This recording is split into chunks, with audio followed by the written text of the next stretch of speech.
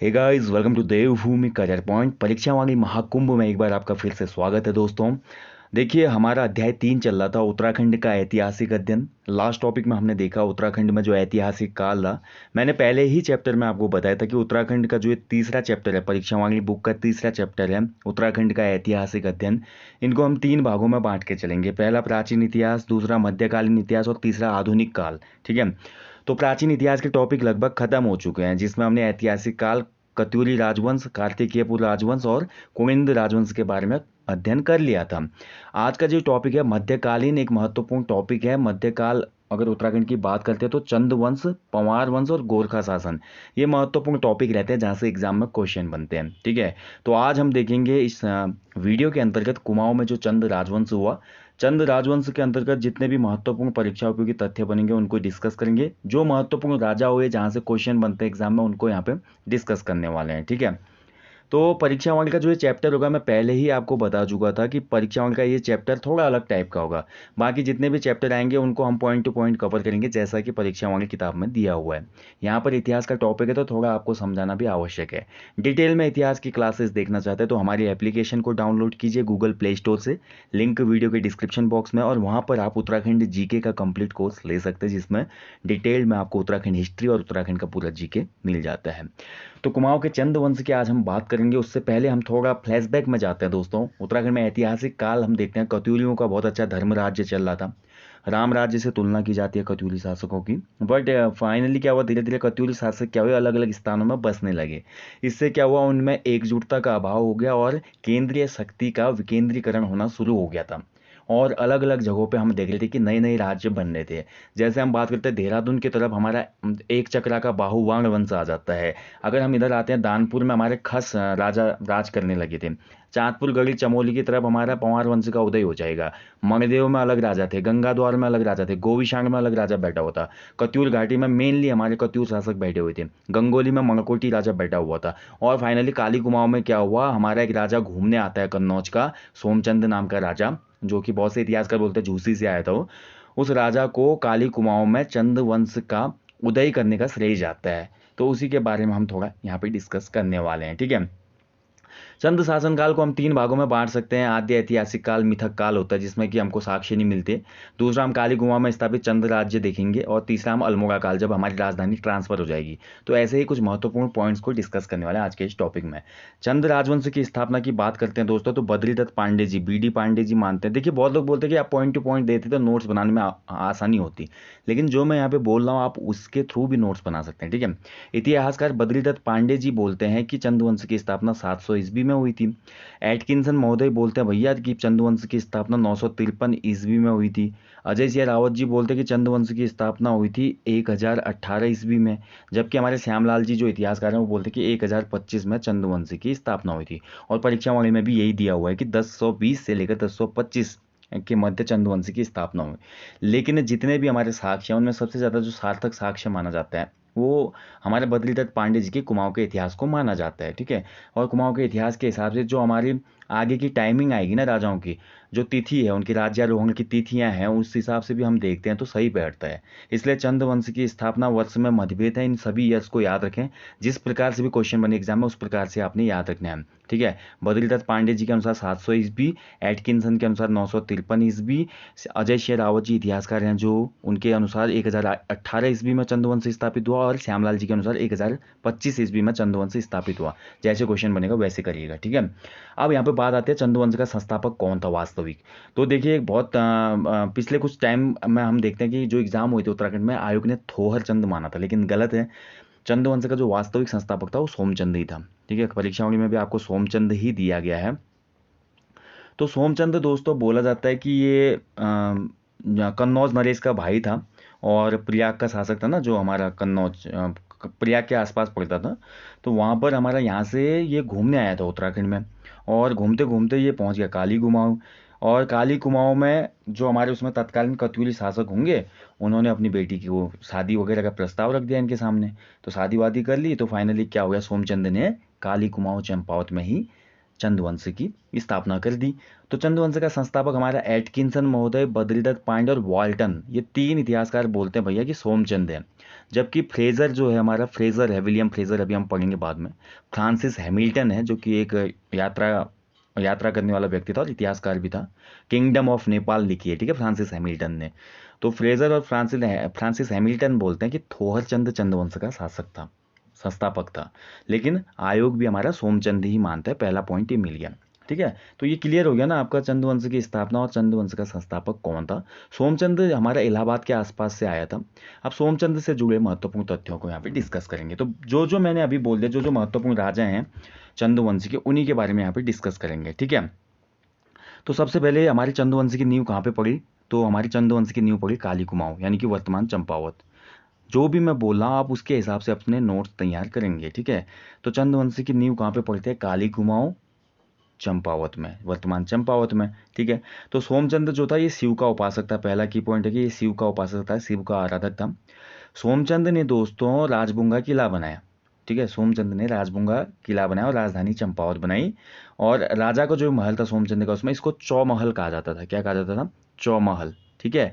और इसने जो अपना राजबुंगा किला था ना, इसकी सुरक्षा के लिए 4 चाराल भी इसने स्थापित किए। चारों जो किले थे ना, चारों तरफ जो किले होते होंगे उस महल के, उसकी रक्षा करने के लिए चाराल इसने नियुक्त किए, 4 किलेदार, जो कि थे कार्की, बोरा, तड़ागी और चौधरी। कौन कौन थे, कार्की, बोरा, तड़ागी, चौधरी, इनको चाराल बोला गया। और सभी चाराल जो थे मूलतः नेपाल से थे, ठीक है। सोमचंद ने मेहरा और फरत्याल जो जाति थी उनको अपना मंत्री और सेनापति बनाया, क्योंकि मेहरा और फरत्यालों का बहुत ज़्यादा आधिपत्य था स्टार्टिंग में चंपावत क्षेत्र में, ठीक है। और जो सोमचंद था दोस्तों, सोमचंद का पहला अभियान होता है दोंगकोट के राजा के साथ, ठीक है। दोंगकोट का राजा था, उसके साथ पहला अभियान होता है जिसमें हमारा दोंगकोट का जो रावत राजा, खस राजा था, उसको सोमचंद हरा देता है। सोमचंद विजय हो जाता है यहाँ पे, ठीक है। सोमचंद ने देखिए, अब यहाँ पर सबसे महत्वपूर्ण पॉइंट आएगा आज के इस वीडियो का, कि उत्तराखंड के क्षेत्र में या उत्तराखंड में पंचायती राज व्यवस्था का जनक किसे कहा जाता है। तो यहीं पे सोमचंद के टाइम पर ही हमारा पंचायती राज सिस्टम शुरू हो चुका था। सोमचंद वो पहला चंद शासक होगा दोस्तों जिसने पंचायती राज को शुरू कर दिया था उत्तराखंड की धरती में, ठीक है। इसने गांव में बूढ़ा और सयाना नामक व्यक्तियों की नियुक्ति की। बूढ़ा और सयाना, जो कि आज वर्तमान ग्राम प्रधान से इनका कंपैरिजन हम कर सकते हैं, ठीक है। तो पंचायती राज देन किसने दिया था, पंचायती राज किसकी देन है, किन शासकों की देन है, कभी क्वेश्चन बनेगा तो आपका आंसर होगा चंद शासक, ठीक है। तो ये हो गया सोमचंद्र से जुड़े हुए कुछ महत्वपूर्ण पॉइंट। और सोमचंद्र जो था दोस्तों वो मांडलिक राजा था, ये भी महत्वपूर्ण है। कैसा राजा था, मांडलिक। मांडलिक का मतलब होता है एक ऐसा राजा जो किसी के अधीन हो, यानी कि वो स्वतंत्र नहीं है पूर्ण रूप से। सोमचंद भी मांडलिक राजा था। ये डोटी, डोटी उसमें वर्तमान नेपाल में डोटी के राजा के अधीन था, यानी कि डोटी के राजा को टैक्स पे करता था हमारा सोमचंद, ठीक है। इस प्रथा को बाद में तोड़ेगा भारती चंद, जब हमारा नेपाल डोटी युद्ध होगा, भारती चंद टैक्स देने से मना करेगा। तो ये सोमचंद से जुड़े कुछ महत्वपूर्ण पॉइंट थे दोस्तों। तो अगला जो राजा आएगा, ये तो सोमचंद से जुड़े महत्वपूर्ण हमने की पॉइंट डिस्कस कर लिए। अगला जो महत्वपूर्ण राजा आता है सोमचंद के बाद, वो हमारा दोस्तों अगला राजा आ जाएगा इंद्रचंद, ठीक है। तो इंद्रचंद क्यों फेमस है, क्योंकि इंद्रचंद ही पहला चंद शासक था जिसने रेशम का कारखाना स्थापित किया कुमाऊं में, ठीक है। काली कुमाऊं में रेशम का कारखाना किसने स्थापित किया था, तो इंद्रचंद ने किया था। ये महत्वपूर्ण है। इंद्रचंद ने चीन से व्यापारिक संबंध भी स्थापित किए थे। कभी क्वेश्चन बनेगा किस चंद शासक ने चीन से व्यापारिक संबंध स्थापित किए, तो हमारा इंद्रचंद हो जाएगा, ठीक है। तो सोमचंद, इंद्रचंद हो गया दोस्तों। इसके बाद हमारा जो नेक्स्ट शासक आएगा उस शासक की हम बात करते हैं। देखिए हमारा एक चीज महत्वपूर्ण पॉइंट होता है, इंद्रचंद आता है दोस्तों, चौथा चंद शासक था। इंद्रचंद के बाद संसार चंद गद्दी पर बैठता है, फिर सुधा चंद बैठता है, फिर हरिचंद बैठता है, फिर वीणा चंद बैठता है। वीणा चंद अंतिम राजा होगा उत्तरवर्ती या पूर्ववर्ती चंद शासन का। वीणाचंद अंतिम राजा होगा पूर्ववर्ती चंद शासन का, जिसको खसों ने पराजित कर दिया था। खस राजाओं ने इसको हरा दिया था और पतन हो गया था चंद्रवंश का। बाद में फिर बैकअप होगा, फिर से हमारा दोबारा से यहाँ पे क्या होगी, फाइट बैक होगी और चंद शासक फिर से आएंगे, ठीक है।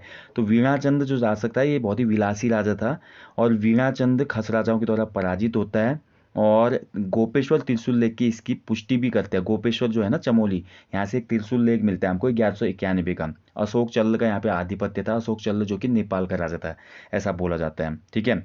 और इसके बाद हमारे जो अगले शासक आते हैं दोस्तों, वीरचंद के बाद दोस्तों फिर हमारा अगला शासक वीरचंद आएगा, वीरचंद के बाद नरचंद आएगा, नरचंद के बाद थोहर चंद आता है। तो थोहर चंद से ही हमारा नेक्स्ट जो चंद्रवंश की शुरुआत थी, नेक्स्ट जो हमारा चंद्रवंश का शासन था उसकी शुरुआत हो जाती है।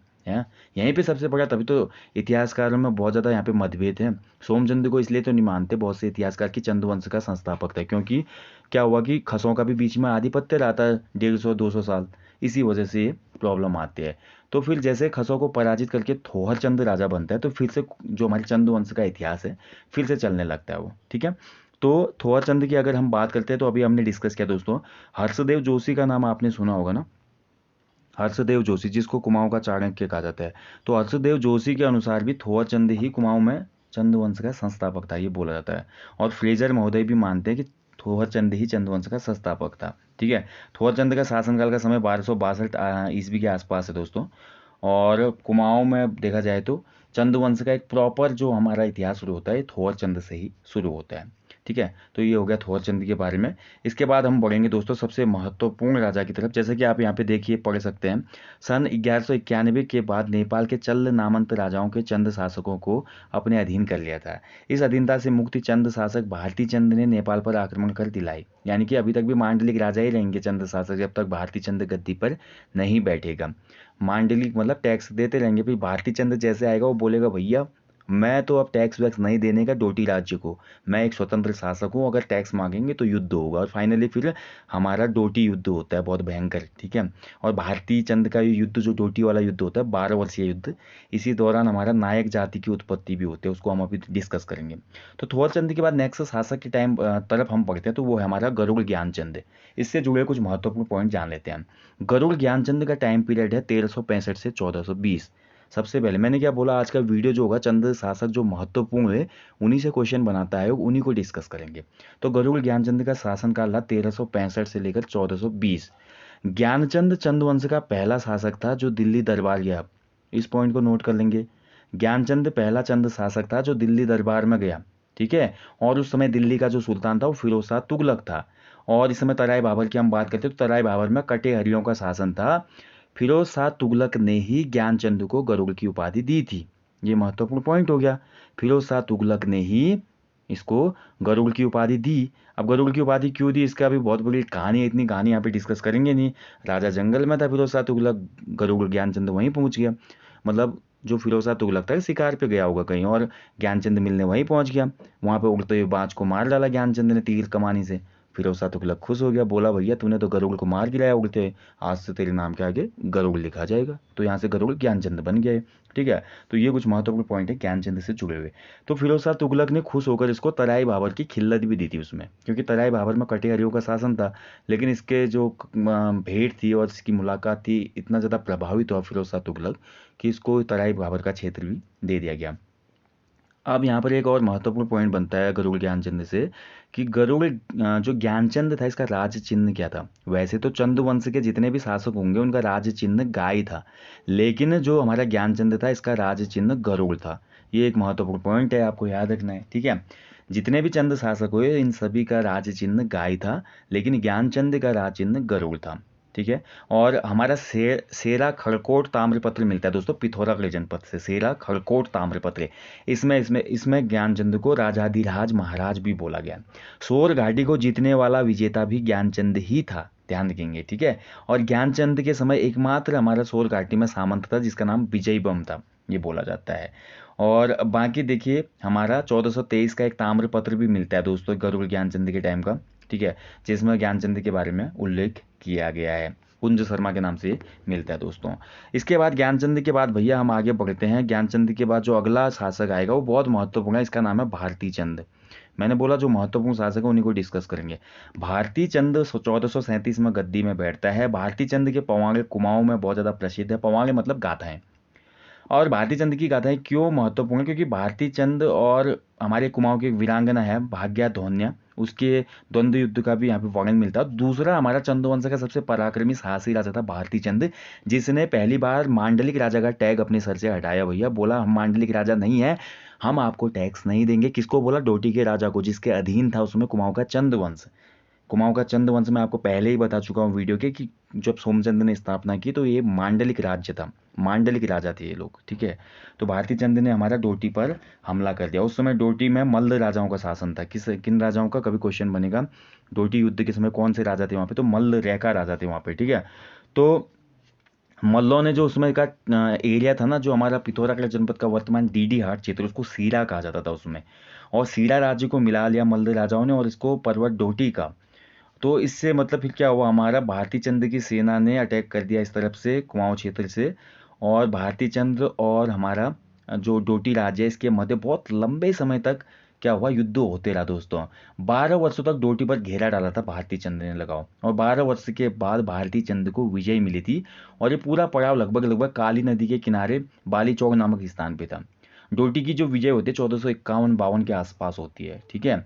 अब 12 साल जो हमारे भारती चंद के सैनिक थे ना, ये काली नदी के आसपास रहे, तो नेपाल की जो स्थानीय महिलाएं थी, उन स्थानीय महिलाओं से क्या हुआ, इनके संबंध बन गए भारती चंद के सैनिकों से, और इन्हीं की जो जो संतानें उत्पन्न हुई वो कहलाई नायक जाति, यानी कि इनको नायक जाति बोला गया, ठीक है। नायक जाति, नायक अधिनियम हम पढ़ते हैं जब उत्तराखंड का इतिहास पढ़ते हैं, हम आधुनिक इतिहास में हम देखते हैं नायक जाति के उत्थान के लिए बहुत से उत्तराखंड के लीडर्स ने काम किया, जिसमें नायक सुधार अधिनियम आता है। फिर नायक जाति की जो लड़कियां थी वो क्या करती थी, कालांतर में आके प्रोस्टिट्यूशन के वर्क में चली जाती थी। इसको देखते हुए नाबालिग बच्चियों को बचाने के लिए यहाँ पे बहुत ज़्यादा मुहिम चलाई थी हमारे लीडर्स ने, और फाइनली ब्रिटिश हुकूमत ने उसमें एक अधिनियम पारित किया था जिसको बोला जाता है नायक सुधार अधिनियम, जो कि 1929 में इम्प्लीमेंट हुआ था, कानून आया था 1928 में, ठीक है। तो ये नायक जाति यहीं पे उत्पन्न हुई थी।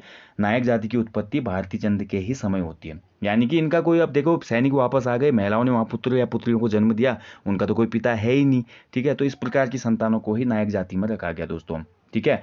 इसके बाद भारती चंद के बाद हम बात करते हैं तो महत्वपूर्ण यही है, डोटी पर युद्ध करने वाला पहला शासक भारती चंद बनेगा। भारती चंद के बाद रतन चंद गद्दी पर बैठता है। रतन चंद के समय डोटी में फिर से विद्रोह होता है, नागमल्ल नामक एक राजा विद्रोह कर देता है दोस्तों, और नागमल्ल को पराजित कर देता है रतन चंद, हमारा फिर से डोटी पर अधिकार कर लेता है।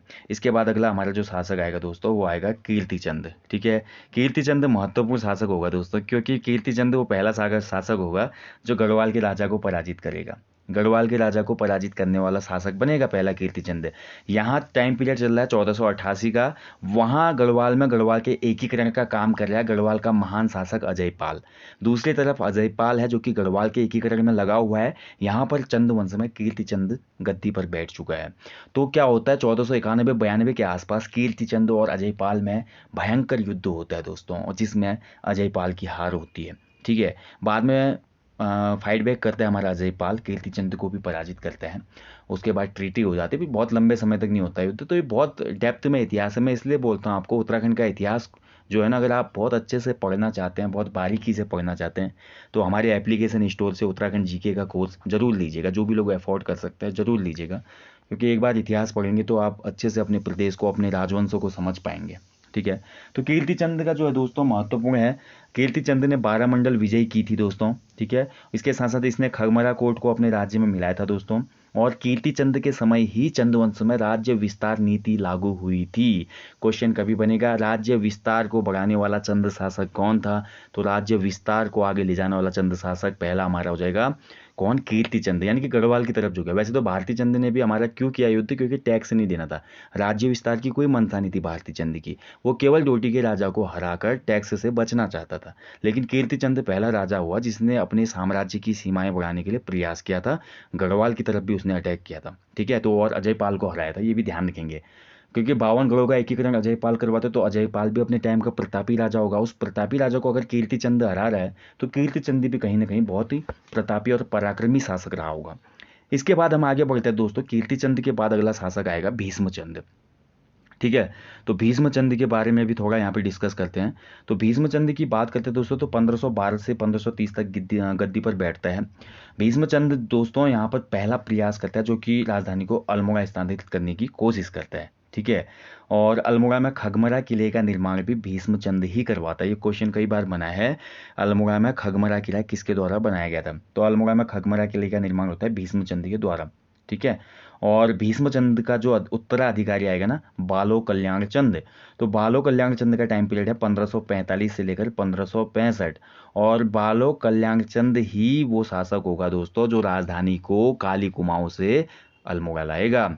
कौन होगा?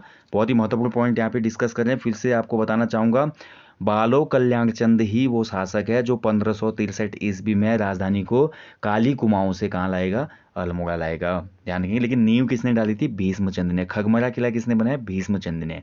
इसके बाद जो आएगा दोस्तों, एक महान शासक आएगा चंदू वंश का, जिसका नाम था रुद्रचंद। ठीक है। तो रुद्रचंद दोस्तों ये कल्याण चंद के पश्चात गद्दी पर बैठता है। इसका जो कार्यकाल था वो 1565 से लेकर 1597 तक था। ठीक है। रुद्रचंद जो था उसमें दिल्ली में अकबर के समकालीन था, अकबर के। और ध्यान रखेंगे, पहला चंद शासक जिसने मुगल दरबार की अधीनता स्वीकार की थी। तो मुगलों की अधीनता स्वीकार करने वाला पहला शासक भी कौन होगा? रुद्रचंद। रुद्रचंद वो पहला शासक बना दोस्तों जिसने अकबर की अधीनता स्वीकार की थी। ठीक है। 1587 में। बहुत ही महत्वपूर्ण पॉइंट है, नोट करते रहेंगे। 1587 में अकबर की मतलब मुगलों के अधीन हो गया, मतलब चंद्रवंशी, ये बोला गया यहाँ पे। ठीक है। और रुद्रचंद ने तराई पर आक्रमण किया दोस्तों, और तराई पर उसमें हुसैन खान ने कब्जा कर लिया होता है। और रुद्रचंद ही वो राजा था दोस्तों जिसने रुद्रपुर नगर बनाया था, बसाया था। ठीक है। रुद्रपुर जो वर्तमान में आप देखते हैं ना, तो इसी ने दोस्तों हमारा रुद्रपुर नगर की स्थापना की थी। यहाँ पे आप देख सकते हैं, परीक्षाओं में भी दिया हुआ है। अल्मोड़ा का मल्ला महल भी इसी के द्वारा बनाया गया दोस्तों, ये महत्वपूर्ण है। देखिए, अकबर वो पहला मुगल शासक होगा जिसने रुद्रचंद को 84 माल परगना का फरमान दिया और उसे जमींदार कहना भी प्रारंभ किया। ठीक है। इसके अलावा देखिए, रुद्रचंद ने दोस्तों गढ़वाल में सरोला ब्राह्मणों की नियुक्ति करते हैं। हमारे कुछ राजा आएंगे, अभी हम पढ़ेंगे जब अगला जो टॉपिक आएगा पंवार वंश, वहाँ पे देखेंगे। गढ़वाल में जो उच्च ब्राह्मण माने जाते थे, सरोला ब्राह्मण माने जाते थे। ऐसे ही रुद्रचंद ने भी अल्मोड़ा में चौथानी ब्राह्मण मंडली की स्थापना की। चौथानी ब्राह्मण, आज भी ये नाम आप सुनते होंगे, बोलते हैं ना बहुत से लोग, हम तो चौथानी ब्राह्मण हैं। ठीक है। चौथानी ब्राह्मण यानी उच्च कोटि के ब्राह्मण जो कि रसोई वगैरह में खाना बना सकते थे। ये काम हमारे रुद्रचंद के टाइम पे शुरू हो गए थे। ठीक है। और अकबरनामा के अनुसार देखिए, बहुत ही महत्वपूर्ण पॉइंट है दोस्तों, बहुत ज़्यादा महत्वपूर्ण। अकबरनामा है ना पुस्तक, आप कमेंट करेंगे कौन है इसका राइटर, चलिए कमेंट करिए अकबरनामा के राइटर कौन है। तो अकबरनामा पुस्तक में दोस्तों ये बोला गया कि रुद्रचंद और अकबर की जो भेंट हुई थी वो 1588 ईस्वी में हुई थी। क्वेश्चन सीधे बनेगा एग्जाम में कि अकबरनामा के अनुसार अकबर और रुद्रचंद की भेंट कब हुई थी, किस वर्ष हुई थी। ठीक है। तो 1588 में। ये महत्वपूर्ण पॉइंट है दोस्तों। और जहांगीर की भी एक आत्मकथा है ना, तुजुक ए जहांगीर, उसमें भी रुद्रचंद और अकबर की भेंट का वर्णन किया गया। रुद्रचंद के बीरबल से मधुर संबंध थे दोस्तों, बहुत ज़्यादा। और रुद्रचंद का जो सेनापति था, ये बहुत महत्वपूर्ण नाम है, पुरुषोत्तम पंत। ठीक है। पुरुषोत्तम पंत किसका सेनापति था? और रुद्रचंद का सेनापति। कई बार सौर घाटी पर अटैक करते हैं रुद्रचंद। इसने बधांगगढ़ पर भी आक्रमण किया और बधांगड़ को जीत लिया। लेकिन बधांगड़ के युद्ध में क्या होता है, इसका सेनापति मारा जाता है, पुरुषोत्तम पंत। ठीक है। और रुद्रचंद के समय दोस्तों 2 ग्रंथों की भी रचना होती है, इसको आप महत्वपूर्ण नोट करेंगे। ठीक है। पहला तो है सैनिक शास्त्र। ठीक है। रुद्रचंद के टाइम पे 2 हमारे ग्रंथों की रचना होते हैं। पहला है सैनिक शास्त्र और दूसरा है हमारा त्रैवाणिक धर्म निर्णय। ठीक है। त्रैवाणिक धर्म निर्णय, ये 2 ग्रंथों का यहाँ पे लिखे जाते हैं, किसके? रुद्रचंद के टाइम पीरियड पे। और रुद्रचंद ही पहला चंद शासक होगा दोस्तों जिसने राज्य के युवाओं को संस्कृत के अध्ययन के लिए कश्मीर और काशी भेजा था। ठीक है। कुमाऊं से युवाओं को सबसे पहली बार संस्कृत अध्ययन के लिए काशी और कश्मीर भेजने वाला चंद शासक कौन था? तो रुद्रचंद था। इसके बाद दोस्तों हम आते हैं, अगला जो शासक हुआ वो है लक्ष्मीचंद। तो लक्ष्मीचंद की हम बात करते हैं, उसका रुद्रचंद का छोटा पुत्र था लक्ष्मीचंद। और मानोदय काव्य जो है ना, मानोदय काव्य में हमारे भरत कवि द्वारा लिखा गया है मानोदय काव्य। तो मानोदय काव्य में हमें पुष्टि होती है, लक्ष्मीचंद का नाम लक्ष्मण प्राप्त होता है हमें। ठीक है। और लक्ष्मीचंद का बड़ा भाई जन्मांध था, मतलब जन्म से ही अंधा था। इसको कुमाऊं का धृतराष्ट्र भी कहा जाता है। क्वेश्चन कभी बनेगा, कुमाऊं का धृतराष्ट्र किसे कहा जाता है? तो वो हमारा कौन था? शक्ति कुसाई या शक्तिचंद, जो कि लक्ष्मीचंद का बड़ा भाई था। लक्ष्मीचंद ने न्योवाली और बिष्टावाली नामक कचहरियाँ बनाई। एक टाइप की जो कचहरी थी वो केवल हमारे सैनिक मामलों के लिए थी। दूसरी टाइप की जो हमारी कचहरी थी वो हमारा केवल जो हमारे अन्य सार्वजनिक मामले थे या पब्लिक के मामले थे उसके लिए थी। ठीक है। तो न्योवाली और बिष्टवाली नामक कचहरियाँ, कचहरी का मतलब समझते हैं ना, अदालत। ठीक है। तो अदालत जो बनाई थी, ये किसने बनाई थी? लक्ष्मीचंद ने। ठीक है। जो हमारी बिष्टवाली बिष्ट वाली कचहरी थी वो सैनिक मामलों के लिए थी। बिष्ट वाली जो कचहरी थी सैनिक मामलों के लिए थी, और न्यू वाली जो थी वो न्याय के लिए थी, आम लोगों के लिए। ठीक है, और ध्यान रखेंगे लक्ष्मी चंद को लखुली बिराली भी कहा जाता है। इसका उपनाम है लखुली बिराली। लखुली बिराली का मतलब होता है डरपोक बिल्ली, भीगी बिल्ली जिसको बोलते हैं हिंदी में। ठीक है, अब लखुली बिराली क्यों बोलते हैं लक्ष्मीचंद को? क्योंकि लक्ष्मीचंद ने गढ़वाल पे 7 बार आक्रमण किए, हार गया, बिल्कुल बुरी मौत हार गया लक्ष्मीचंद। ठीक है, 8वीं बार आंशिक विजय हुई इसकी थोड़ा बहुत, और इसी का प्रतीक चिन्ह हम खतड़वा त्यौहार के रूप में मनाते हैं उत्तराखंड के कुमाऊं क्षेत्र में। ठीक है, लेकिन ये रीज़न नहीं था इसको लखुली बिराली बोलने का। इसका रीज़न यह था दोस्तों, बहुत से इतिहासकार ये बोलते हैं, क्योंकि रुद्रचंद के टाइम पर ही मुगल अधीनता स्वीकार हो चुकी थी, और लक्ष्मीचंद भी जो था मुगलों से बहुत डरता था। मुगलों का छोटा भी फरमान आएगा तो ये कांप जाता था डर से, ऐसा बोला जाता है। इसलिए इतिहासकारों ने इसको लखुली बिराली बोला है, यानी कि भीगी बिल्ली बनकर रहता था ये दिल्ली दरबार के सामने। ठीक है, बाकी इसने 7 बार, क्वेश्चन ये भी बनता है कि किस चंद शासक ने गढ़वाल पर 7 असफल आक्रमण किए, तो वो लक्ष्मीचंद था। 8वीं बार ये थोड़ा बहुत जीत जाता है। ठीक है, और जीतने के बाद ये आग जलाते हुए अल्मोड़ा पहाड़ी की तरफ बढ़ता है, और एक बड़े टीले पर आग वगैरह जलाई जाती है, और ये जनता को ये जताया जाता है कि हम जीत चुके हैं। और तब से लेकर आज तक कुमाऊं में इसी उपलक्ष्य में खतड़वा नामक त्यौहार मनाया जाता है। ठीक है, खतड़वा नामक त्यौहार। तो ये खतड़वा जो था वो गढ़वाल के सेना का सेनापति का नाम था, और लक्ष्मीचंद का जो सेनापति था उसका नाम गेंडा सिंह था। ठीक है, तो भैलो जी भैलो वाला कुछ बोलते हैं इसमें, एक लाइन बोलते हैं, हमारा गेंडा की जीत खतड़वा की हार त्योहार, ऐसा कुछ लाइन बोली जाती है, इसी वजह से ये यहीं से शुरू हुआ था। ठीक है, और लक्ष्मीचंद से जुड़े ये महत्वपूर्ण पॉइंट है। लक्ष्मीचंद पहला शासक होगा जिसने न्यू वाली और बिष्ट वाली कचहरियाँ बनाई, 7 बार गढ़वाल पर असफल आक्रमण किया, 8वीं बार जीत जाता है, और खतड़वा त्यौहार इसी के गढ़वाल विजय के प्रतीक उत्सव पर मनाया जाता है। ठीक है, इसके बाद दोस्तों हमारा लक्ष्मीचंद के बाद आएगा दिलीप चंद, जिसकी टीबी से मौत हो जाती है। इसके बाद विजय चंद राजा बनता है, वो भी एक विलासी राजा था दोस्तों। फिर हमारा विजय चंद के समय जो राज सत्ता थी ना, उसमें 2 लोग होते हैं, सुखराम कार्के और पीलू गुसाई। ये लोग बहुत ज़्यादा डोमिनेट कर लेते हैं चंद वंश के राजा को उस समय। ठीक है, और फिर विजय चंद की हत्या कर दी जाती है। फिर महिला और फरत्यालों के बीच गद्दी के लिए संघर्ष हो जाता है, जिसमें मेहरा दल जीत जाता है, और फाइनली त्रिमल चंद राजा बनता है। ठीक है, तो त्रिमल चंद से जुड़े कुछ महत्वपूर्ण पॉइंट हम देखेंगे। तो त्रिमल चंद को शाहजहां ने बहादुर व जमींदार की उपाधियां दी थी, ये महत्वपूर्ण पॉइंट है। तो त्रिमल चंद गद्दी पर बैठता है 1616 के आसपास, 5 वर्ष तक ये युवराज के रूप में काम करते हैं। और ये हमारा दोस्तों किससे, शाहजहां से शाहजहां और इसके संबंध जो बहुत अच्छे रहते हैं उस समय। ठीक है, तो शाहजहां ही इसको बहादुर और जमींदार की उपाधि देता है, ये भी महत्वपूर्ण है, ध्यान रखेंगे। ठीक है, और इसके बाद दोस्तों हमारा सबसे महत्वपूर्ण शासक आएगा जिसका नाम है बाज बहादुर चंद। त्रिमल चंद के बाद हम बात करेंगे बाज बहादुर चंद। ये बहुत महत्वपूर्ण राजा है चंद्रवंश का, यहाँ से क्वेश्चन बनते हैं, इसको आपने ध्यान से समझना है। तो जैसा कि नाम से पता चल रहा है, बाज बहादुर चंद चंद्रवंश का 50वां राजा। कौन से क्रम का? 50वां। कभी कभी आयोग पूछ लेता है, लास्ट किसी एग्जाम में पूछ लेता, पंवार वंश का 55वां राजा कौन था? सुदर्शन शाही थे वो। ऐसे पूछ सकता है किसी एग्जाम में चंद्रवंश का 50वां राजा कौन था? तो 50वां राजा बाज बहादुर चंद। ठीक है, और त्रिमल चंद का उत्तराधिकारी था। बाज बहादुर चंद दोस्तों मुगल बादशाह शाहजहां से भेंट करने पहुंचा था, और 84 माल पर तब तक कटेरी राजपूतों ने अधिकार कर लिया था।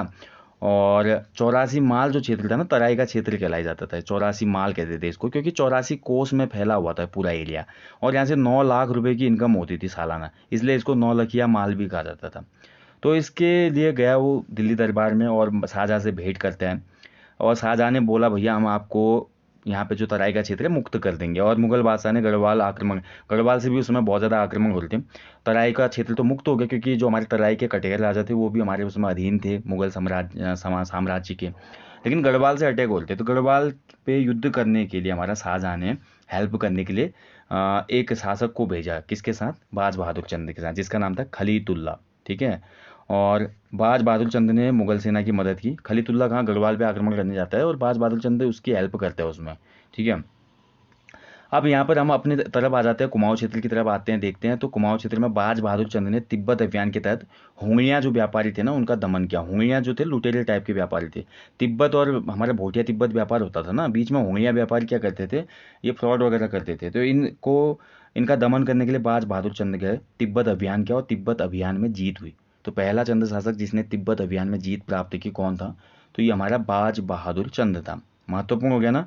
और बाज बहादुर चंद के टाइम पीरियड पर ही जो तिब्बत मार्ग था दोस्तों, यहाँ पर बहुत सी धर्मशालाओं का निर्माण भी होता है। ठीक है। अब बाज बहादुर चंद दोस्तों पहला हमारा राजा होगा चंद वंश का जिसने नंदा देवी की मूर्ति को अल्मोड़ा किले में स्थापित किया। यानी कि बाज बहादुर चंद ने दोस्तों हमारा गढ़वाल पर अटैक किया, जीत प्राप्त की और यहाँ से नंदा देवी की मूर्ति लेकर अल्मोड़ा में स्थापित कर दी, अल्मोड़ा किले में स्थापित कर दिया है। ठीक है। और बाज बहादुर ने बाजपुर नगर की स्थापना की। जो बाजपुर नगर आज है ना वर्तमान में, इस बाजपुर नगर की स्थापना किसने की? बाज बहादुर चंद ने की। बाज बहादुर को भी बहादुर और जमींदार की उपाधि दी शाहजहां ने। तिरमल चंद में भी पढ़ा हमने दोस्तों। ठीक है। और बाज बहादुर को भी हमारी उपाधि दी किसने? शाहजहां ने। और इसके अलावा दोस्तों अन्य महत्वपूर्ण पॉइंट जो हैं बाज बहादुर से जुड़े हुए, बाज बहादुर चंद के टाइम पीरियड पर ही थल नामक कस्बा जो कि पिथौरागढ़ जनपद में, यहाँ पर कैलाश मंदिर की तरह ही एक हथिया देवाल का निर्माण होता है। ठीक है। एक हथिया देवाल एक ऐसा मंदिर था दोस्तों जिसको गांव के एक कारीगर ने एक ही रात में बना दिया था। हालांकि जो शिवलिंग की स्थिति थी वो दक्षिणामुखी थी, इसलिए आज उस एक हथिया देवाल में शिव की आराधना नहीं होती। लेकिन देखा जाए तो स्थापत्य कला का एक भव्य नमूना है, वो एक रात में उसको तैयार किया गया था। ठीक है। अब बाज बहादुर चंद ने ही कैलाश मानसरोवर के तीर्थ यात्रियों के लिए 1673 में गूंठ भूमि प्रदान की। गूंठ भूमि क्या होती थी? तो गूंठ भूमि वो भूमि होती थी जो मंदिरों को फ्री में दी जाती थी और जिससे जितना रेवेन्यू आता था वो मंदिर के निर्माण कार्यों या धर्मशालाओं के रखरखाव या तीर्थ यात्रियों के खाने वाने में आदि में व्यय की जाती थी। तो 1673 में गूंठ भूमि प्रदान की कैलाश मानसरोवर के तीर्थ यात्रियों के लिए बाज बहादुर ने। ठीक है। ये महत्वपूर्ण हो गया। इसके बाद दोस्तों बाज बहादुर चंद ने तिब्बत को दी जाने वाली जो दस्तूर थी ना, भोटिया व्यापारी हमारे जो सौका व्यापारी थे वो तिब्बत के नागरिकों को या वहाँ के जो भी मुख्य लीडर होते होंगे जो बॉर्डर पे रहते होंगे अधिकारी, सैन्य अधिकारी, उनको दस्तूर देते थे। दस्तूर मतलब एक अपनी तरफ से भेंट होती थी। ठीक है। तो उसको भी बंद कर दिया बाज बहादुर चंद ने, बोला ये नहीं देंगे हमारे लोग, हमारा लोग अच्छे से व्यापार करेंगे, कोई दिक्कत नहीं होनी चाहिए उनको। ठीक है। तो ये चीज़ें हुई थी। और इसके बाद देखिए दोस्तों बाज बहादुर चंद ने भोटिया और जो हमारे हुइया व्यापारी थे ना इन पर एक टैक्स भी लगा दिया। ये महत्वपूर्ण है, सिरती नामक टैक्स। ये महत्वपूर्ण है, सिरती नामक टैक्स किसने लगाया था? तो बाज बहादुर ने भोटिया और हुइयों से सिरती नामक टैक्स लिया। और बाज बहादुर चंद पहला ऐसा चंद शासक होगा जिसने अपने चंद साम्राज्य का जो दरबार था ना वो मुगल दरबार के अनुसार ढालने की पूरी कोशिश की। यानी कि जैसा मुगलों का वहाँ पे दरबार था उसी तरह से अपना दरबार बनाने की पूरी कोशिश की। ठीक है। तो ये महत्वपूर्ण कुछ पॉइंट हैं जो कि हमारे बाज बहादुर चंद से हैं। ठीक है। अब बाज बहादुर चंद की देखिए, बाज बहादुर चंद से थोड़ा एक महत्वपूर्ण पॉइंट क्या आता है, क्योंकि बाज बहादुर चंद के टाइम पर ही हमारा एक शासक हुआ ना, जैसे वहाँ विद्रोह हो जाता है दिल्ली सल्तनत में भी हमारा। ठीक है। शाहजहाँ के बाद तो बहुत वहाँ पे भी स्थिति खराब हो जाती है ना औरंगजेब वाली। दारा सिकोह वहाँ से भाग जाता है, सुलेमान सिकोह यहाँ भाग के आता है, सबसे पहले कुमाऊँ में पहुँचता है वो। कुमाऊँ में बाज बहादुर चंद बैठा होता है, वो बोलता है भैया यहाँ मैं राजा वाजा नहीं हूँ, राजा तो गढ़वाल में है। तो वो सुलेमान सिकोह को वहाँ भेज देता है गढ़वाल में। ठीक है। अब गढ़वाल के राजा तो अभी हम पढ़ेंगे जब अगला टॉपिक आएगा, गढ़वाल के राजाओं ने कभी अधीनता स्वीकार भी नहीं की होती है। और बाज बहादुर चंद हेल्प कर देता है, यहाँ पे बता देता है कि सुलेमान सिंह को गढ़वाल गया हुआ है। तो इस वजह से भी थोड़ा कृपा पात्र बन जाता है मुगलों का। ठीक है। लेकिन यहाँ पे कहीं ना कहीं क्या होता है, जैसा कि हम बोलते हैं ना कई बार ये होता है कि राजा महाराजाओं का ये था नियम कि शरणागत को कभी वो मारते नहीं थे या शरणागत के साथ धोखा नहीं होता था। लेकिन चंद वंश के शासक ये करने में नाकाम रहते हैं। जबकि फिर सुलेमान सिंह को हमारा गढ़वाल चले जाएगा, पृथ्वीपति साहब वहाँ पे राजा होगा। और उस समय हम देखते हैं दोस्तों, फिर हालांकि धोखे से मृत्यु तो हो जाती है, लेकिन सबसे पहले सुलेमान सिंह को कुमाऊं में ही आते हैं। हम सभी चीज़ें पढ़ते हैं उत्तराखंड की हिस्ट्री में। ठीक है। तो ये कोई इतना महत्वपूर्ण पॉइंट नहीं है। और तीलू रौतेली जो थी ना वो इसी के समकालीन थी। ये महत्वपूर्ण पॉइंट बन रहा है यहाँ से। तीलू रौतेली किसके समकालीन थी? तो तीलू रौतेली उत्तराखंड की जो वीरांगना जिसको हम बोलते हैं ना, तो तीलू रौतेली हमारी बाज बहादुर चंद के ही समकालीन थी। चलिए अब आगे बढ़ते हैं। अब हमारा बाज बहादुर चंद के साथ बाद आता है शासक उद्योग चंद। ये भी महत्वपूर्ण है। 1678 में गद्दी में बैठता है उद्योग चंद। और इसके टाइम पीरियड पर गढ़वाल में फतेहपति शाह हमारा शासक है जो कि प्रतापी शासक है भैया। ठीक है। और ध्यान रखेंगे भारती चंद के बाद दूसरा शासक होगा दोस्तों जिसने नेपाल पे प्रत्यक्ष अटैक किया। और नेपाल की एक राजधानी थी ग्रीष्मकालीन राजधानी अजमेरगढ़, इस पर अधिकार कर लेता है उद्योग चंद। ठीक है। और उद्योग चंद से जुड़े अन्य महत्वपूर्ण पॉइंट है दोस्तों कि इसने 1688 में एक और किला था खैरागढ़ का किला, इस पर अधिकार कर लिया था, खैरागढ़ का किला। ठीक है। तो ये उद्योग चंद से जुड़े कुछ महत्वपूर्ण पॉइंट है। टॉपिक में मैं पहले ही बता चुका हूँ, हम वही पॉइंट डिस्कस करेंगे जो एग्जाम पॉइंट ऑफ व्यू से महत्वपूर्ण है। इसके बाद देखिए दोस्तों, उद्योग चंद ने काफ़ी युद्ध किया और फाइनली लास्ट टाइम पे बोला जाता है ना, उद्योग चंद ने युद्ध न करने का वचन लिया और शांति की खोज में चला जाता है ये। ठीक है। उद्योग चंद ने दोस्तों तल्ला महल बनाया था। मल्ला महल तो आपको सबको पता है अल्मोड़ा में किसने बनाया। उद्योग चंद ने तल्ला महल बनाया था। आज आपको नया पॉइंट मिल गया ना। अल्मोड़ा में किसने तल्ला महल बनाया था, तो तल्ला महल उद्योग चंद ने बनाया था। इसके साथ साथ इसने एक और महल बनाया था, रंग महल। ये भी महत्वपूर्ण है, नोट कीजिएगा। रंग महल का निर्माण किसने कराया था। अल्मोड़ा में जो हमारा त्रिपुरी सुंदरी का मंदिर है ना, वो भी हमारा उद्योग चंद ने बनाया था। ठीक है, ध्यान रखेंगे। बालेश्वर मंदिर जो था हमारा पहले से बना हुआ था कत्यूरी शासन टाइम से, लेकिन बालेश्वर मंदिर का पूरा जीर्णोद्धार और अच्छे से दोबारा से नींव रखने का प्रयास भी हमारा किसने किया था, उद्योग चंद ने किया था। ठीक है, ये भी ध्यान रखेंगे। 1678 में एक युद्ध होता है उद्योग चंद का, बधानगढ़ युद्ध। ठीक है, और इस युद्ध में उसका जो सेनापति होता है बहुत ही प्रतापी, मैसी शाह बोलते हैं। ठीक है, मैसू शाह उस युद्ध में मारा जाता है। उद्योग चंद के समय मराठा का राजकवि मतीराम जो था वो चंद दरबार में आया था। ये बहुत महत्वपूर्ण है। उद्योग चंद का दरबारी कवि था मतीराम। मतीराम किसका दरबारी कवि था, क्वेश्चन बन जाएगा आगामी परीक्षाओं में, तो उद्योग चंद का। ठीक है, भाबर क्षेत्र में बहुत से आम के बगीचे लगाए थे हमारे उद्योग चंद ने, यानी कि उद्योग चंद बढ़िया शासक था। इसके बाद दोस्तों हम आगे बढ़ते हैं। हमारा अगला जो शासक आएगा वो हमारा ज्ञानचंद आएगा। ज्ञानचंद। ठीक है, तो ज्ञानचंद के बारे में भी यहाँ पे डिस्कस करेंगे, महत्वपूर्ण नाम है। देखिए हम चंद वंश में बहुत से राजा हैं, बहुत से राजा हुए चंद वंश में भी हम देखते हैं दोस्तों, लेकिन यहाँ पे उन्हीं राजाओं के बारे में डिस्कस करेंगे जो महत्वपूर्ण है। ज्ञानचंद में कंफ्यूज ना हो, गरुड़ ज्ञानचंद अलग है और ये हमारा ज्ञानचंद द्वितीय अलग है। ठीक है, तो ज्ञानचंद 1698 में गद्दी पर बैठता है दोस्तों। ठीक है, और 1600 अगले ही वर्ष 1699 में बधानगढ़ी, जो कि वर्तमान समय में हमारा ग्वालदम के निकट है, बधानगढ़ी चमोली जनपद में, तो इस पर विजय प्राप्त कर लेता है। और बधानगढ़ी से ये नंदा देवी की सोने की मूर्ति अपने साथ लाता है। ठीक है, बधानगढ़ी से सोने की मूर्ति अपने साथ लाता है। अभी हमने डिस्कस किया कि नंदा देवी की मूर्ति कौन ला रहा था, बाज बहादुर चंद ला रहा था ना, बाज बहादुर चंद हमारा मूर्ति लाता है नंदा देवी की विजय प्रतीक के रूप में। लेकिन सोने की मूर्ति की बात हो रही है यहाँ पे, बधानगढ़ी से सोने की मूर्ति कौन लाया, दोनों पॉइंट अलग अलग हो गए ना, कंफ्यूज नहीं होना। ज्ञानचंद बधानगढ़ से नंदा देवी की स्वर्ण प्रतिमा अपने साथ लाया और उसने भी इसको अल्मोड़ा के नंदा देवी मंदिर में स्थापित किया। ज्ञानचंद के समकालीन पंवार राजा फतेहपति शाह था। 1704 में ज्ञानचंद क्या करता है, अपने पिता की हार का बदला लेने के लिए दोस्तों डोटी पर अटैक कर देता है। उद्योग चंद की हार होती है ना, वहाँ पे जाता है, उद्योग चंद भी अटैक करता है लेकिन जीत नहीं पाता है। ठीक है, और ज्ञानचंद के टाइम पर एक बहुत ही महत्वपूर्ण युद्ध होता है 1703 में, जिसको बोलते हैं दुधौली का युद्ध। ठीक है, दुधौली का युद्ध होता है इसके टाइम पीरियड पे, ये भी याद रखिएगा आप। और ज्ञानचंद ने ही कत्यूर घाटी में एक स्थापित मंदिर किया जिसको हम बद्रीनाथ मंदिर बोलते हैं। मेन जो बद्रीनाथ मंदिर है वो तो हमारा सबको ही पता है चमोली में है ना, बद्रीनाथ जो धाम है चमोली में है। लेकिन एक बद्रीनाथ मंदिर कुमाऊं क्षेत्र में भी स्थित है, जो कि हमारा कत्यूर घाटी में यानी कि बैजनाथ में है। बैजनाथ यानी कि वर्तमान बागेश्वर जनपद के गरुड़ क्षेत्र में। तो यहाँ पर बद्रीनाथ मंदिर किसने स्थापित किया, ज्ञानचंद ने किया था। ठीक है, इसके बाद जो अगला शासक आएगा वो बहुत ही महत्वपूर्ण शासक है जगत चंद, और बहुत ही ज़्यादा धार्मिक राजा होगा जगत चंद। जगत चंद के शासनकाल को कुमाऊं का स्वर्ण काल कहा जाता है। देखिए क्यों कहते हैं, थोड़ा इसके बारे में जान लेते हैं।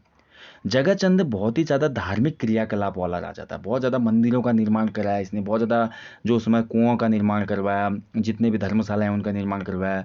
बहुत ही दानी राजा था। अपने राज दरबार में इसने राज कवियों को, राज पुरोहितों को, राज वैद्यों को, दरबार में अपने जितने भी टैलेंट होते हैं उनको इसने आश्रय दिया। इसके साथ साथ इसने दोस्तों बहुत से यज्ञ किए, ठीक है, पुण्य कार्य किए, और बहुत शांति थी इसके टाइम पीरियड पे चंद शासन में। इसीलिए जगत चंद के काल को कुमाऊं का स्वर्ण काल कहा जाता है। ठीक है, ध्यान रखेंगे। तो जगत चंद पहला राजा होगा दोस्तों जिसने संपूर्ण गढ़वाल को विजित किया था। एक महत्वपूर्ण पॉइंट मिलेगा आज आपको इस वीडियो में। पहला चंद शासक कौन है जिसने संपूर्ण गढ़वाल को जीता था। संपूर्ण गढ़वाल को जीतने वाला एकमात्र शासक हुआ जगत चंद। हालांकि ये ज़्यादा दिन तक नहीं रह पाए, इसके पीछे रीजन था पुलिया नैथानी। पुलिया नैथानी की कहानी हम पढ़ते हैं पंवार वंश में। जगत चंद जैसे ही फतेहपति शाह को हरा देता है, गढ़वाल पूरा इसके कब्जे में आ जाता है, श्रीनगर। पुलिया नैथानी इसके पास आता है और बोलता है, महाराज आप तो इतने बड़े राजा हैं, आप पूरे भारत को विजित करने की क्षमता रखते हैं, आप इस छोटे राज्य के चक्कर में क्यों पड़े हैं, इस राज्य को किसी ब्राह्मण को दान करके आप आगे बढ़िए। कुछ इस तरह की बातें पुलिया नैथानी करता है, क्योंकि पुलिया नैथानी को गढ़वाल का चाणक्य कहते हैं। और जगत चंद इसकी बातों में आ जाता है पुलिया नैथानी की, और पूछता है कि किस ब्राह्मण को मैं ये राज्य दान करूं। पुलिया नैथानी टपाक से बोलता है कि मुझे दीजिए, मैं यहाँ पे हूँ ब्राह्मण। तो उसके बाद हैंड ओवर करता है पुलिया नैथानी साम्राज्य को फिर से फतेहपति शाह को, यानी कि गढ़वाल राज्य बच जाता है। इसीलिए पुलिया को गढ़वाल का चाणक्य कहते हैं। बहुत से और भी काम है उनके, वो हम पढ़ेंगे, वो डिटेल में तो मैंने आपको बोल दिया कि कोर्स में आपको मिलेगा, यहाँ पे हम पॉइंट टू पॉइंट पढ़ रहे हैं। तो ये रीजन था दोस्तों उस समय, ठीक है। तो जगत चंद एकमात्र शासक हुआ चंद वंश का जिसने गढ़वाल पर विजय प्राप्त की, संपूर्ण तरीके से गढ़वाल को जीतने वाला शासक, ठीक है। लेकिन इसके मन में बिल्कुल लोभ लालच नहीं था। पुलिया नेतानी को हैंड ओवर किया और वापस आ गया गढ़वाल से अपने अल्मोड़ा। बहुत से इसने यज्ञ वगैरह किए दोस्तों, ठीक है। और जगत चंद ने दोस्तों मुगल बादशाह जो इसके टाइम पीरियड का था वो बहादुर शाह था, बहादुर शाह को बहुत सी कीमती पहाड़ी चीज़ें भेंट की। और दिल्ली का जो बहादुर शाह था इसने इसको अभय दान दिया। ये महत्वपूर्ण पॉइंट है, ठीक है। बहादुर शाह ने किस चंद शासक को अभय दान दिया था? अभय दान का मतलब होता है भैया भय से मुक्त, मैं तुम पर कभी भी अटैक नहीं करूंगा, आई प्रॉमिस कि मैं कभी भी तुम पर अटैक नहीं करूंगा, ये होता है अभय दान, ठीक है। तो अभय दान प्राप्त कर लिया उसने। जगत चंद पहला शासक होगा जिसने जुआ खेलने वाले जुआरी जो लोग थे ना, जुआरियों पर टैक्स लगाया, ठीक है। यानी कि जो लोग कार्ड्स खेलते थे, पत्ते खेलते थे ना, जो रमी वगैरह खेलते थे, इन लोगों को देखते पकड़ा और इनकी अच्छी खासी मरम्मत तो की, साथ ही उन पर टैक्स भी लगाया उसने, ठीक है। और इसके अलावा जगत चंद ने बहुत अच्छी उसमें प्रशासनिक कार्य किए। धार्मिक कार्य तो बहुत ज़्यादा होते थे इसके टाइम पीरियड पे, इसीलिए जगत चंद को दोस्तों हमारा क्या कहा जाता है, जगत चंद के टाइम पीरियड को कुमाऊं का स्वर्ण काल कहा जाता है, ठीक है। तो ये कुछ महत्वपूर्ण पॉइंट है। और जगत चंद के बाद फिर धीरे धीरे जो हमारा चंद शासन है ना, वो धीरे धीरे क्या होता है, नीचे को आते जाता है फिर, ठीक है। फिर उसके बाद चंद शासन की अवनति शुरू हो जाती है, यानी कि अवनति मतलब पतन की ओर अमुख हो जाता है हमारा चंद शासन। अब ध्यान रखेंगे दोस्तों, कुछ अन्य महत्वपूर्ण पॉइंट हम देख लेते हैं, ठीक है। इसके बाद जगत चंद के बाद जो अगला शासक आएगा ना, वो देवी चंद आएगा। और इसी देवी चंद को कुमाऊं का मोहम्मद बिन तुगलक कहा जाता है। अब मोहम्मद तुगलक क्यों कहा जाता है? क्योंकि जैसे हमारा मोहम्मद बिन तुगलक आप पढ़ते हैं, दिल्ली सल्तनत जब हम पढ़ते हैं, तो बहुत ही दार्शनिक राजा था मोहम्मद तुगलक, और सबसे ज़्यादा पढ़ा लिखा भी था। लेकिन उसके कुछ ऐसे हमारे ऑकवर्ड डिसीजन थे जिसकी वजह से क्या हो गया कि उसको पागल बादशाह की संज्ञा दी गई इतिहासकारों के द्वारा। जैसे कि उसने उस समय टैक्स ज़्यादा बढ़ा दिया था जब गंगा यमुना के दोआब क्षेत्र में अकाल पड़ा हुआ था। उसने राजधानी को दौलताबाद स्थानांतरित किया दिल्ली से, उस पर काफ़ी खर्चा हो गया। तांबे के सिक्के डाल दिए जिससे लोग घरों में टकसाल बना के सिक्के डालने लगे। तो ये बहुत से मेजर रीजन थे जिनकी वजह से हमारा मोहम्मद बिन तुगलक को पागल बादशाह कहा जाता है। ऐसे ही जगत चंद का जो उत्तराधिकारी था देवी चंद, इसको भी पागल बादशाह या मोहम्मद बिन तुगलक कहा जाता है चंद्रवंश का, क्योंकि देवी चंद के अंदर भी ऐसा ही रुआब आया एक रात में, और विक्रमादित्य बनने की चाह में इसने चंद्र राजवंश का जो राजकोष था खाली कर दिया भैया। बोला कि विक्रमादित्य बनूंगा भैया, अश्वमेध यज्ञ होंगे, बड़ी चीज है, ऐसे वैसे इसने क्या किया, पूरा जितना भी राजकोष का धन था बर्बाद कर दिया। इसीलिए देवी चंद को कुमाऊं का तुगलक कहा जाता है। ये क्वेश्चन बना है, महत्वपूर्ण है, याद रखेंगे, ठीक है। चंद्रवंश का तुगलक या कुमाऊं का तुगलक देवी चंद। तो देवी चंद से महत्वपूर्ण पॉइंट बन गया। देवी चंद के बाद बनते हैं दोस्तों अजीत चंद राजा बनता है, धोखे से मौत हो जाते हैं। कल्याण चंद, दीप चंद। दीप चंद ऐसा राजा होगा दोस्तों, दीप चंद से क्वेश्चन बनाते हैं। दीप चंद की एक कांसे की मूर्ति हमारे जागेश्वर मंदिर में है, ठीक है। दीप चंद की कांसे की मूर्ति जागेश्वर मंदिर में, ये महत्वपूर्ण है। ये सभी जो राजा आए ना, उसके बाद खेल हो गया वहाँ चंद्रवंश में, पूरा क्या हो जाता है फिर दोस्तों, बहुत ज़्यादा उथल पुथल हो जाती है। आंतरिक षड्यंत्र होने लगते हैं, ठीक है, आंतरिक कलेश होने लगता है, राजा भाई आपस में कलेश होने लगता है इनके। तो ये बहुत सी घटनाएं घटती हैं दोस्तों। तो इसके बाद देवी चंद के बाद अजीत चंद आता है, अजीत चंद के बाद कल्याण चंद आता है, फिर दीप चंद आता है, इसके बाद मोहन चंद आता है। मोहन चंद दोबारा राजा बनेगा। मोहन चंद के बाद जो अगला नाम आता है ये महत्वपूर्ण है, प्रद्युमन चंद। मोहन चंद के बाद जो नाम आएगा प्रद्युमन चंद, महत्वपूर्ण नाम है क्योंकि ये वही प्रद्युमन चंद है जो प्रद्युमन शाह है गढ़वाली का, ठीक है। गढ़वाल राज्य का एकमात्र राजा जिसने चंद नाम से भी कुमाऊं में राज किया वो है प्रद्युमन शाह।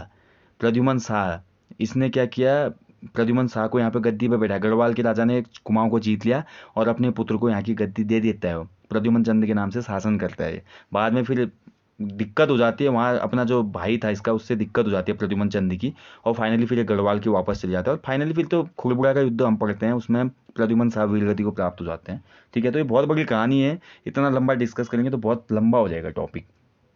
तो प्रद्युमन चंद के बाद शिवचंद आता है दोस्तों। शिवचंद के बाद फिर हमारा अंतिम राजा आएगा चंद्रवंश का, महेंद्र चंद, ठीक है। चंद्रवंश का अंतिम राजा कौन था? महेंद्र चंद। चंद्रवंश का प्रारंभिक राजा या संस्थापक कौन था? तो सोमचंद, ठीक है। ये पॉइंट आपने याद रखने हैं। तो महेंद्र चंद के टाइम पर दोस्तों 1790 में क्या होगा, हमारा कुमाऊं पर दोस्तों गोरखाओं का अटैक हो जाएगा। ठीक है, बहुत ही शक्तिशाली सेना के साथ गोरखाओं ने कुमाऊं पर अटैक किया और 1790 के इस युद्ध में दोस्तों क्या होता है, महेंद्र चंद हार जाता है दोस्तों और फाइनली कुमाऊं क्षेत्र में गोरखा राज शुरू हो जाता है। ठीक है, ये महत्वपूर्ण है। तो हमारे जो चंद शासन काल रहा, अगर हम बद्रीदत्त पांडे जी के हिसाब से चलते हैं तो चंद शासन काल का टाइम पीरियड रहा 700 ईस्वी से लेकर 1790 तक। 1790 में गोरखा यहाँ पे अटैक करके यहाँ पे अधिकार कर लेते हैं और इसके बाद हमारा क्या होता है दोस्तों, गोरखा 1791 में गढ़वाल की तरफ भी जाते हैं, लेकिन गढ़वाल को विजित नहीं कर पाते। गढ़वाल में एक से एक गढ़ थे, उसमें लंगूरगढ़ तक पहुंच जाता है और फाइनली ट्रेटी होती है, वहाँ पे लंगूरगढ़ की संधि होती है जिससे गोरखा वापस आ जाते हैं। फिर गढ़वाल में 1795 में हमारा उत्तराखंड क्षेत्र में भीषण अकाल पड़ता है जिसको 51-52 के नाम से जानते हैं। इसका फायदा उठाते हैं गोरखे और फाइनली जो ट्रेजेडिक ईयर आता है, सबसे महत्वपूर्ण ईयर है उत्तराखंड के इतिहास में 1803 का, जब भयंकर भूकंप आता है उत्तराखंड की धरती में। गढ़वाल में तो बहुत ही तबाही हो जाती है, बहुत कम लोग इसमें जीवित बचते हैं। इसका फायदा उठाते हैं गोरखा और गढ़वाल पर अटैक कर देते हैं। तो वैसे ही वहाँ पर रिकवरी नहीं हो पा रही थी, इतनी बड़ी डिजास्टर आ चुकी थी, वहाँ पर अर्थक्वेक आया था बहुत भयानक और यहाँ से गोरखा अटैक करते। तो फाइनली 1804 का खुड़बुड़ा का जो युद्ध होता है, यहाँ पर हमारा पंवार शासक की भी मृत्यु हो जाती है जो प्रद्युमन शाह हैं और गढ़वाल में भी हमारा गोरखा शासन स्थापित हो जाता है। वो अगले वीडियो में पढ़ेंगे हम। परीक्षा वाले का जो चैप्टर 6 आएगा वहाँ पे हम पंवार वंश से जुड़े महत्वपूर्ण राजाओं के की पॉइंट को देखेंगे। ठीक है, तो आज का आपको चंद्रवंश बिल्कुल अच्छे से क्लियर हो गया होगा दोस्तों। चंद्रवंश में हमने देखा किस प्रकार से चंद्रवंश का उदय होता है काली कुमाऊं में सोमचंद्र के द्वारा और किस प्रकार से चंद्रवंश का पतन हो जाता है 1790 में। महेंद्र चंद चंद्रवंश का अंतिम शासक था। अब इसके अलावा चंदों का शासन हम कुछ पॉइंट यहाँ पे डिस्कस करते हैं। देखिए यहाँ पे भी दिया है, कल्याण चंद्र के समय हमारा प्रसिद्ध कवि शिव ने कल्याण चंद्रोदयम की रचना की। तो कल्याण चंद्रोदयम का रचनाकार कौन है, शिव कवि है। ठीक है, चंद राजाओं का राज चिन्ह गाय थी जैसा कि मैं आपको बता चुका हूँ और चंद राजा जो थे शिव उपासक थे, ध्यान रखेंगे। और चंद शासन काल में कुमाऊं का भूमि निर्धारण करने के साथ ही ग्राम प्रधान की नियुक्ति करने की परंपरा शुरू हुई, ये मैं आपको बता चुका हूँ। ठीक है, तो ये कुछ महत्वपूर्ण पॉइंट है।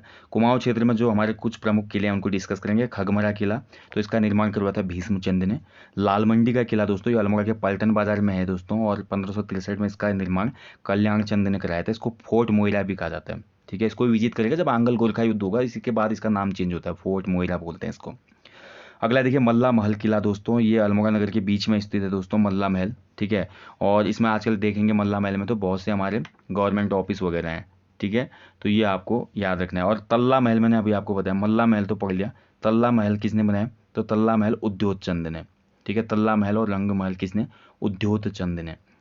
अगला देखिए राजबुंगा किला, तो पहला किला था ये जो कि सोमचंद ने बनाया था, जिसमें 4 आल थे, 4 आल रखे थे उसने, महत्वपूर्ण है। इसके बाद दोस्तों हम देखते हैं नेथरा का किला, तो ये गोरखाकालीन किला है दोस्तों। ये अल्मोड़ा जनपद के रामनगर गनाई मार्ग पर मासी से 5 किलोमीटर की खड़ी चढ़ाई पर है। सिरमोही का किला जो कि हमारा लोहाघाट में स्थित है। बाणासुर का किला दोस्तों ये कि हमारा लोहाघाट देवीधुरा मार्ग पर स्थित है। बाणासुर नामक दैत्य ने इसको बनाया था ऐसा बोला जाता है, स्थानीय भाषा में इसको मारकोट भी कहा जाता है। ठीक है, बाणासुर के किले को। गोलर चौड़ किला दोस्तों ये चंपावत में है, राजा गोरिल ने बनवाया था। और गोरखा किला दोस्तों पिथौरागढ़ वर्तमान तहसील है, यहाँ पे गोरखा किला है जिसको बाउल की गढ़ भी कहा जाता है, बाउल की गढ़।